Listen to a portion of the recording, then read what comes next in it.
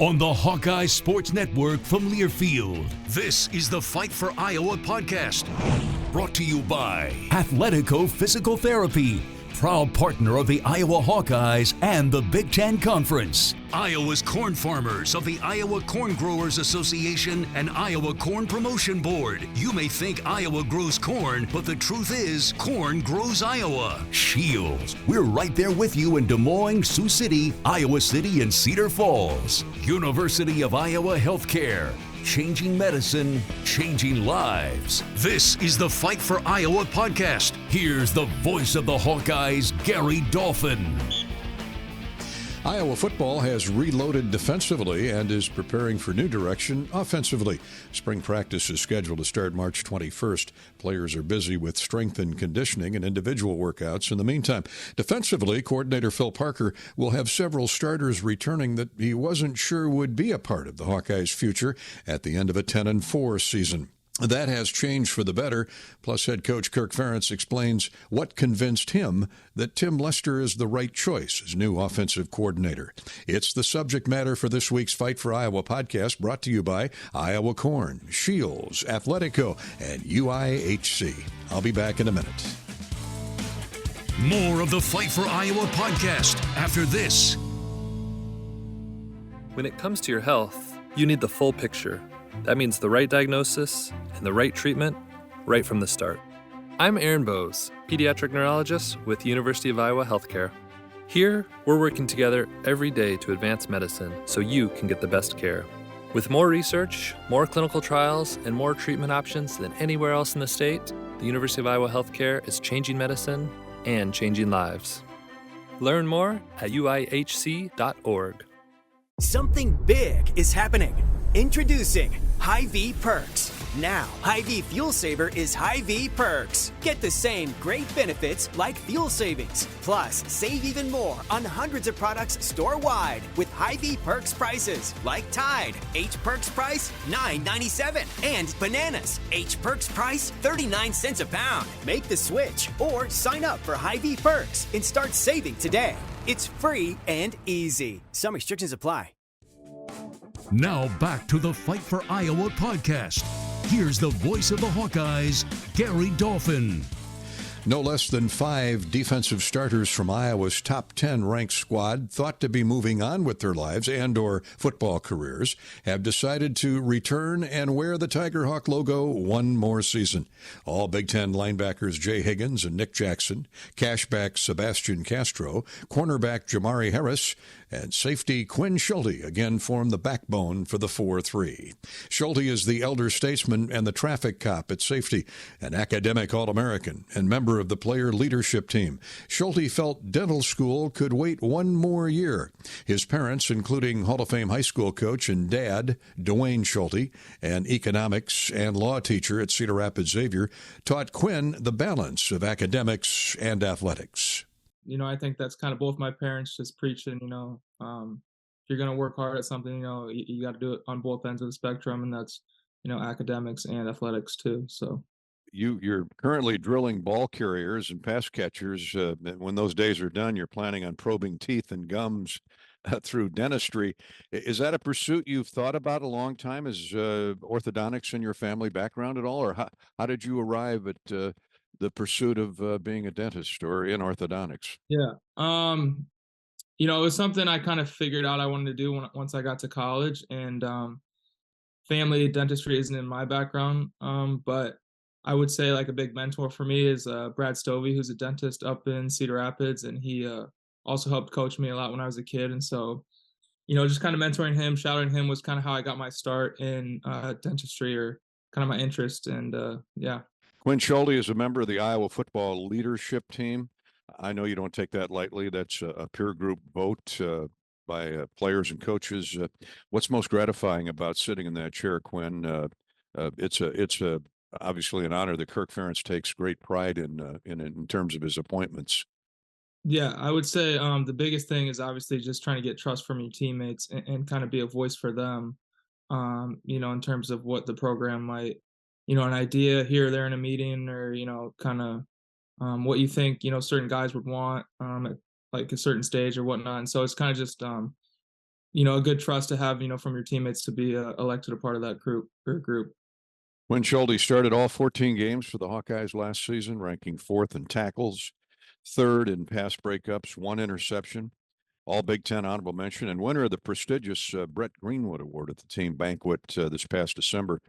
What gives you the biggest kick, the biggest charge out of playing the game, whether it's practice or on Saturdays, Quinn? I would say I think just like the love of the game because, ever since I was a kid, I'm playing football in the backyard. It was always just playing, for fun. And so now playing on such a big level with, great teammates that you play with along the way makes it even more fun. And, in front of, a bunch of great fans. So, I would just say the love of the game. It's hard to kick that Kinnick Stadium feeling, isn't it? I mean, you get used to playing in that atmosphere. It's one of the real special moments each home game.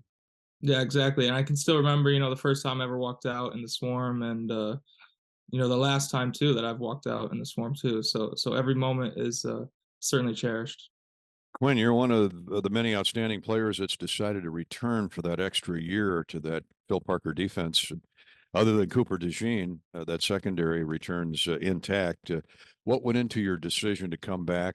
And with a new offensive coordinator now in place, and hopefully quarterback Cade McNamara healthy, along with a lot of others on that side of the football.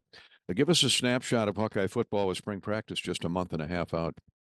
Yeah, I would say, right now, just we're trying to do really hard work in winter workouts, and lift and run, very well so we can set ourselves up for spring ball. And, as a defense, we're kind of trying to stick to the fundamentals too, especially spring ball is a great time kind of to go back to the basics and really kind of focusing on those. And then, as a team, we're really just all trying to, work hard every day to get better. So, come summer or fall, we're at least 1% better every day. So Phil Parker has told me on more than one occasion that you are another coach, another set of eyes, coaching eyes on the field. Your dad, of course, is a Hall of Fame coach.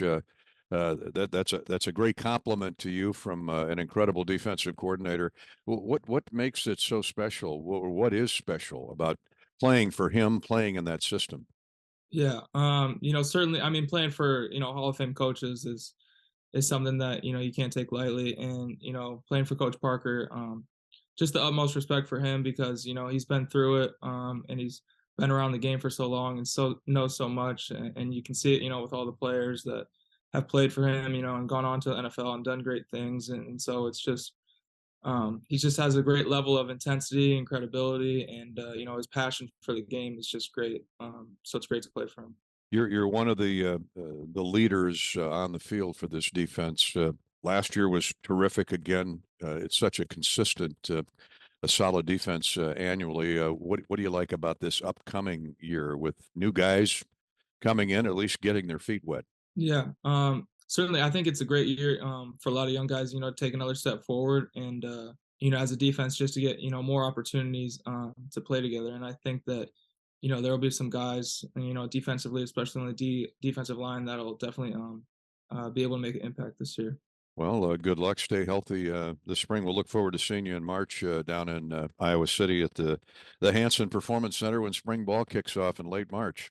Yeah, definitely. Thank you very much.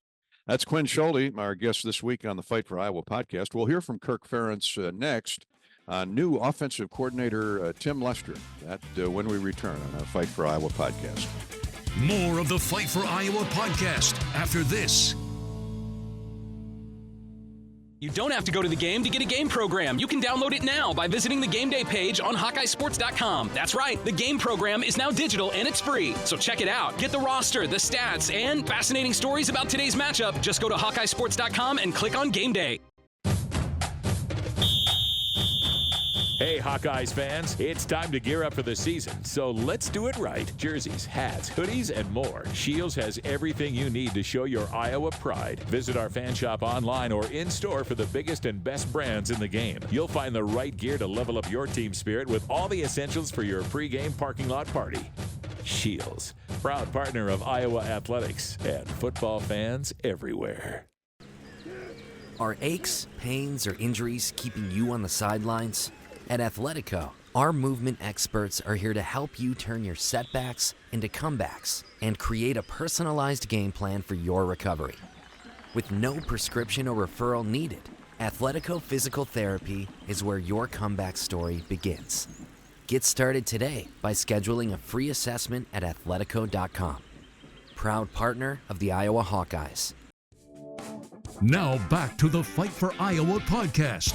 Here's the voice of the Hawkeyes, Gary Dolphin. Iowa football coach Kirk Ferentz has hired Tim Lester to replace Brian Ferentz as offensive coordinator. Lester spent the past year as an offensive analyst for the Green Bay Packers. Had he stayed in Green Bay, Lester would have switched to quarterbacks coach. Lester, a prolific throwing quarterback at Western Michigan in the late 1990s, totaled 11,000 passing yards and 87 touchdowns. Lester was head coach at his alma mater, offensive coordinator at Syracuse, and quarterbacks coach at Purdue. Ferentz talked to a number of candidates and felt in the end he got it right. Yeah, I think the whole process worked really well. Talked to maybe 6 people and really 4 extensively. And, really my summation is all 4 of those guys would have been great fits here. So it was just a matter of, kind of working through the process a little bit. And Tim just really impressed all of us, I really think, with his thoughts about offense, just his personality. I think the fact that he's been a head coach, it wasn't a requisite, but I think it's certainly beneficial. I think he really appreciates and understands just how much goes into winning a football game and how many different people and segments are involved. So I feel really good about it, and it's great to get him here on campus finally. And really it times up perfectly because we're all coming off the road from recruiting. In effect, this is our last day of being on the road, if you will. We host a bunch of prospects tomorrow, so he'll be able to meet some of those players, and then next week we'll shift our gear and start looking towards this season. Now, it's going to come up. How much freedom, how much leeway does Tim Lester have to put his own offensive play calling together within Kirk Ferentz's parameters? How do you answer that? Yeah, I mean, it's very similar. We've been here 25 years now, and the parameters have been pretty much the same. There are certain things that just aren't negotiable. And, when you talk about offensive football, ball security is a really important thing, and we didn't do a great job of that this past year. Our turnover takeaway margin was not good. Historically, when we do a good job there, we win and win a lot of games. And, we did win a lot of games this year, but we could have improved in that area. I know 9's the other exception to the rule. We were a top 10 team and didn't really do a good job there. But that's one thing right there. Just having respect that there are 3 segments involved in the game. And, we want to be, I think, mindful of, what helps the defense, what hurts the defense. Mindful of field position, all those kinds of things. But, the bottom line is there's a lot of ways to move the ball and move the ball effectively. Have regard to, time of possession, some of those things. And ultimately the game's still about scoring more points than your opponent. We historically have played pretty well on defense. We plan to continue that. And, just really excited. I think Tim's a guy who appreciates having balance. I really think in football, modern football, I'll say modern football, but really the last, probably 40 years, unless you're an option team, you can't just run the ball. And unless you're a spread team that's willing to throw the ball every snap, which has some downside to it, I think having the ability to do both is always going to be critical. And then game to game, you just never know how it's going to play out. So having that flexibility. And, those are conversations we had with all the candidates. And, again, I feel really good about 4 of them. And, I think Tim really kind of rose as we went through the process. Ferentz says it's a bonus that Lester was a star quarterback in college, adding a former play caller working with quarterbacks understands what it takes in building an effective offense. I'll be right back. More of the Fight for Iowa podcast after this. To anyone passing through our state, fields and fields of corn might be what they see. But the people who call Iowa home know it's so much more. Corn is ethanol, a homegrown, renewable fuel. Corn is delicious pork, beef, poultry, and dairy. Corn is in 4,000 products we rely on every day. So yeah, our highway views are full of corn, and we're proud of it. Because corn grows Iowa. Show your support for Iowa corn farmers at iowacorn.org/fan of corn. Now back to the Fight for Iowa podcast. here's the voice of the Hawkeyes, Gary Dolphin. Former Iowa quarterback great Wilburn Hollis passed away February 1st at the age of 83. Hollis played for the Hawkeyes from 1959 through 61 and was one of the first African Americans to earn All-America status. Hollis scored 68 points his junior year in 1960 when the Hawkeyes were ranked number 1 and won a share of the Big Ten championship with an 8-1 record.